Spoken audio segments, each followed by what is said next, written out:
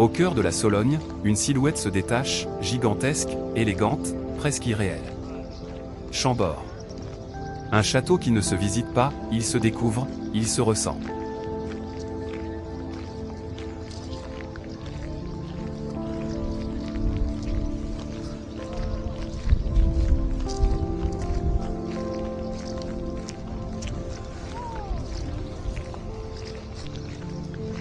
Le château de Chambord est le plus vaste et le plus majestueux des châteaux de la Loire, et pour cause, commandé par le roi de France François Ier à son retour de la bataille de Marignan, il n'est pas envisagé comme un lieu de vie mais comme un symbole de puissance et d'esthétisme.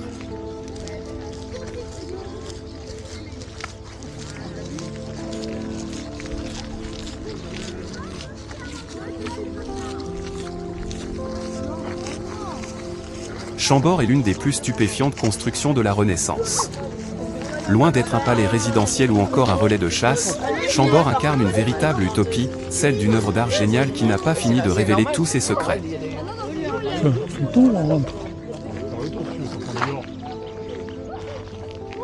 Sur les terrasses, les cheminées de Chambord forment une véritable forêt de pierres. Aucune ne ressemble tout à fait à une autre, certaines torsadées, d'autres sculptées, toutes dressées comme des silhouettes fières face au ciel.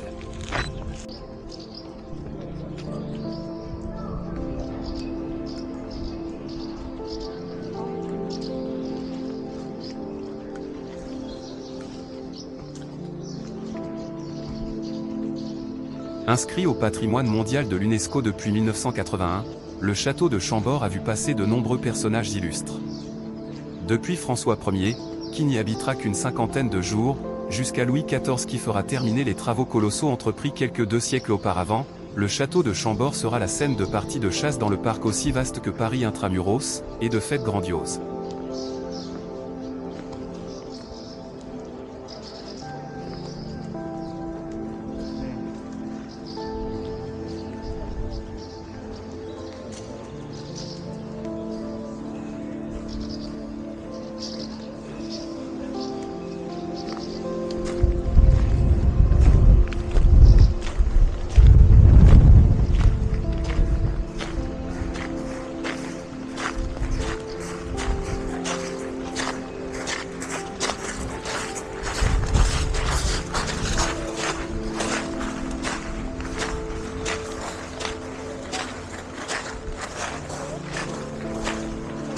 Aujourd'hui, on pousse ensemble les portes de ce chef-d'œuvre.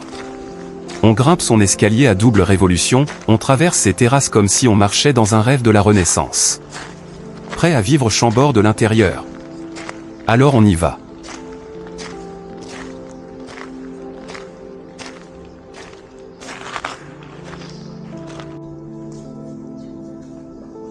Dans la salle des chasseurs, les murs racontent un autre Chambord. Un Chambord de forêt profonde, de battues royales, de silhouettes qui se fondent dans la brume du matin. Les tapisseries déroulent leurs scènes comme des récits immobiles, cerfs aux ramures majestueuses, chiens lancés dans la course, cavaliers figés dans l'élan d'un monde disparu. Dans la salle des illustres, le château semble retenir son souffle. Les portraits alignés veillent comme une assemblée silencieuse, une galerie de regards venus d'un autre temps, figés dans la dignité de leur destinée.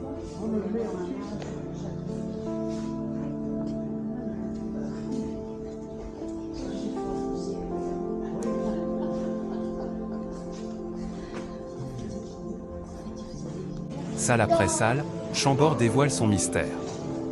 Le vestibule ouvre la marche, puis l'escalier à double révolution entraîne le regard vers le cœur du château. Les appartements de François Ier murmurent la Renaissance. Ceux de Louis XIV résonnent d'un autre faste, plus ordonné, plus solaire. Dans les salles d'exposition, l'art dialogue avec la pierre. Et sur les terrasses, le château devient forêt de cheminées, ville suspendue entre ciel et terre. Chambord n'est pas une visite. C'est une traversée. Un souffle d'histoire qui continue de marcher avec nous.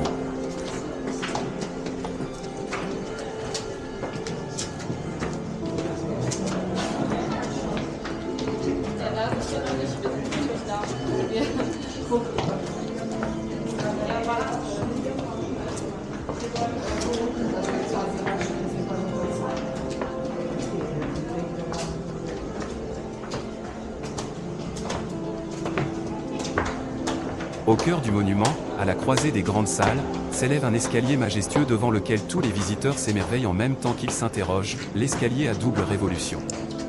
Constitué de 2 rampes ajourées s'enroulant l'une au-dessus de l'autre autour d'un noyau central, il bénéficie d'un éclairage latéral provenant des grandes baies des salles en croix. Il dessert les étages principaux du donjon jusqu'aux terrasses. De là, il est surmonté par un étroit escalier en vis simple, menant au faîte du château, au sommet de la tour lanterne.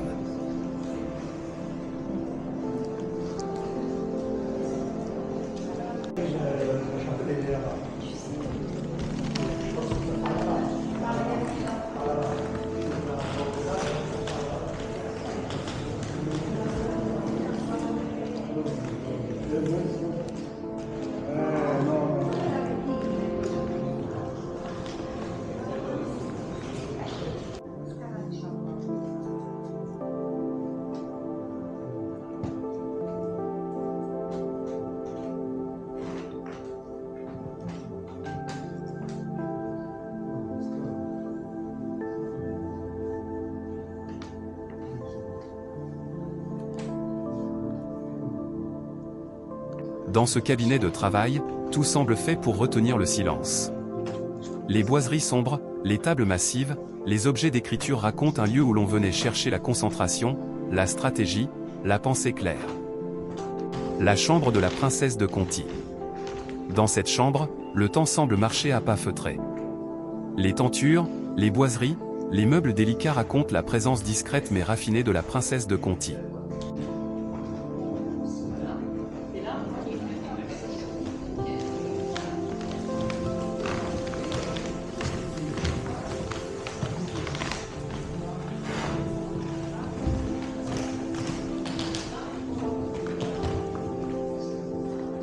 Dans la deuxième antichambre, le château change de rythme. On quitte l'intimité des chambres pour entrer dans un espace de transition. Un lieu où l'on attendait, où l'on observait. Où chaque visiteur mesurait la distance qui le séparait du pouvoir.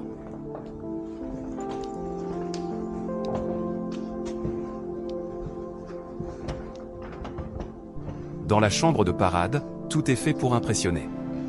Ce n'est pas un lieu pour dormir, mais un théâtre du pouvoir.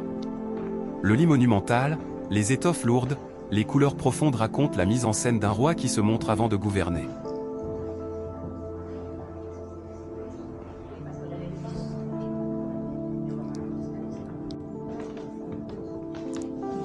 Dans l'appartement de la reine, le château retrouve sa douceur. Les tentures, les boiseries claires, les meubles délicats composent un décor où l'élégance prime sur la démonstration. C'est un espace intime, presque secret, où la puissance se fait discrète et où l'histoire prend le ton feutré des conversations à voix basse.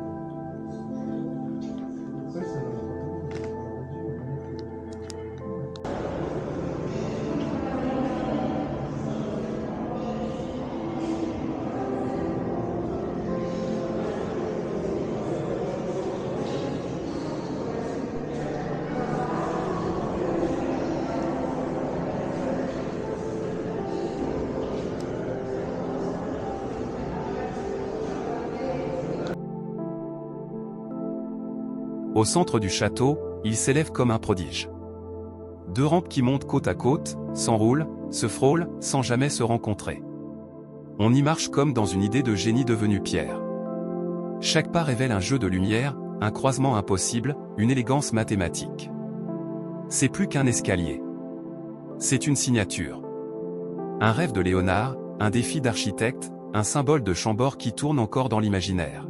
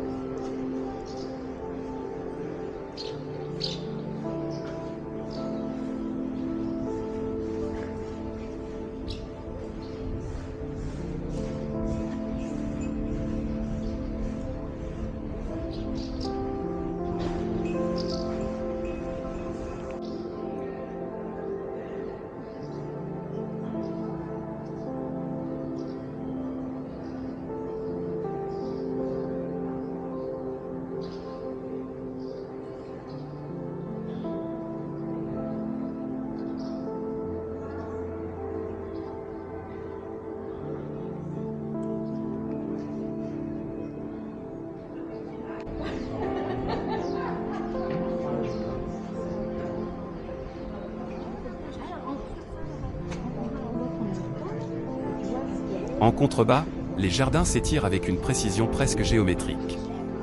Les allées tracent des lignes de lumière. Les parterres dessinent des motifs que seul le regard d'en haut peut comprendre. Depuis ces hauteurs, on voit plus que le paysage. On voit l'ambition, la démesure, et la beauté tranquille d'un rêve devenu horizon.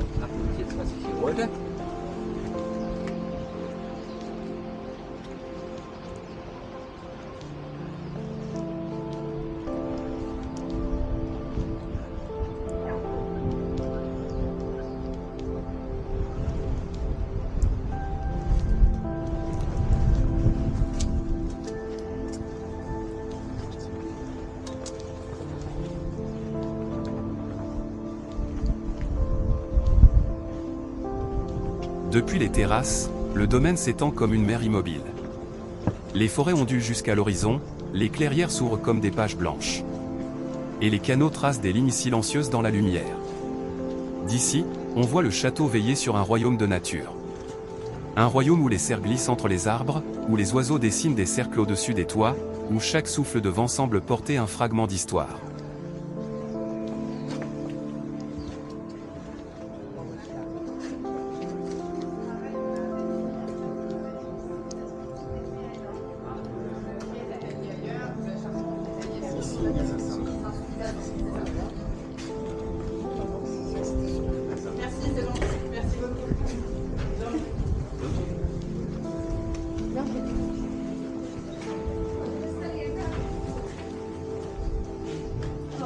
L'arrivée sur les terrasses est une autre source d'émerveillement. Outre la vision à 360 degrés qu'elles offrent sur les abords et le parc de Chambord, elles donnent le sentiment d'être au cœur d'un village céleste.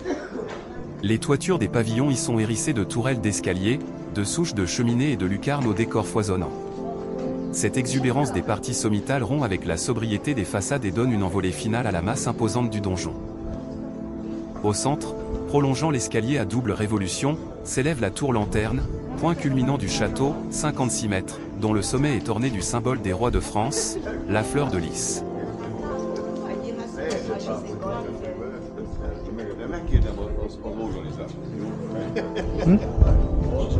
Comme ça, vous devez faire ça, tu tournes.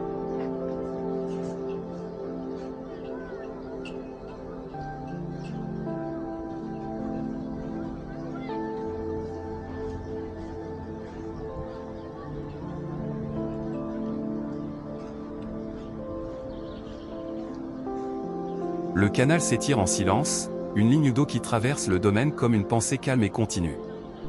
Depuis les terrasses, il apparaît presque immobile, mais si l'on regarde longtemps, on devine le mouvement lent, la respiration discrète de l'eau qui glisse vers l'horizon.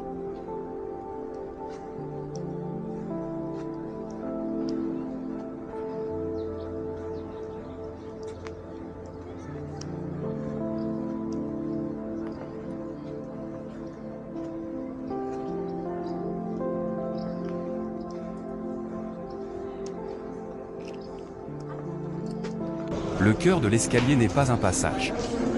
C'est une énigme. Un point suspendu où l'on sent, sans pouvoir l'expliquer, que Chambord cache encore plus que ce qu'il montre. La lumière y descend avec prudence, comme si elle craignait de troubler un secret ancien. Les pas résonnent différemment, comme absorbés par une mémoire que l'on ne voit pas.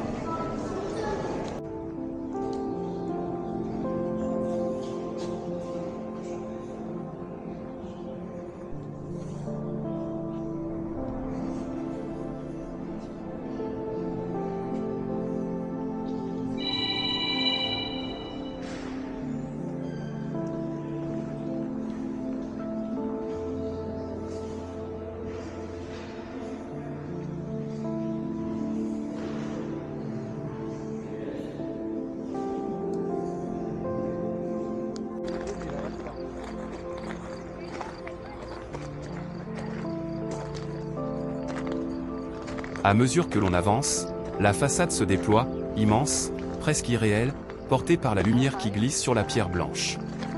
On ne marche plus vraiment, on est happé, attiré, comme si le château ouvrait ses bras. Et invitait à franchir le seuil de son histoire. Arriver à Chambord, c'est entrer dans un monde où l'imaginaire prend forme. Où chaque pas rapproche d'un rêve de roi devenu monument.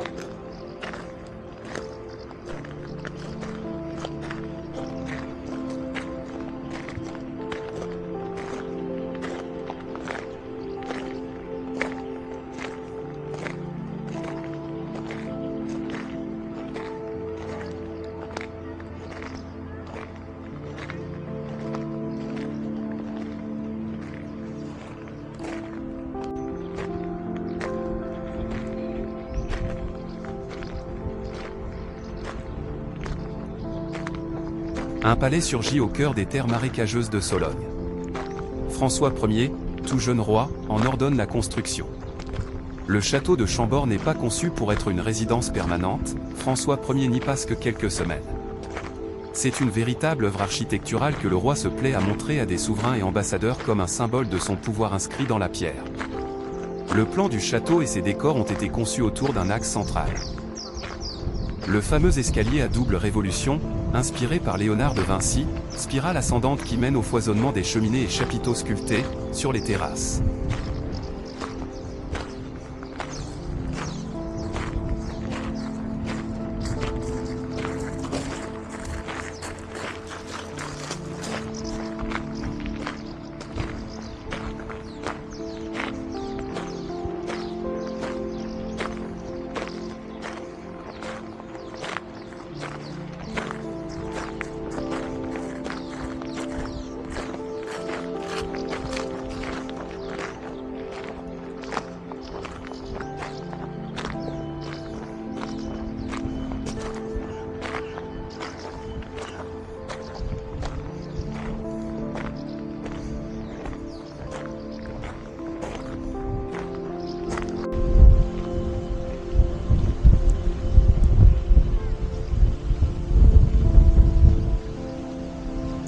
Imaginé par le roi de France François Ier, la construction du château de Chambord débute en 1519.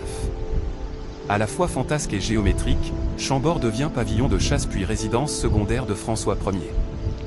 Bien que le roi n'y ait finalement passé que quelques semaines au cours de son règne, le château de Chambord est devenu un symbole de son pouvoir et de son amour inconditionnel pour les arts.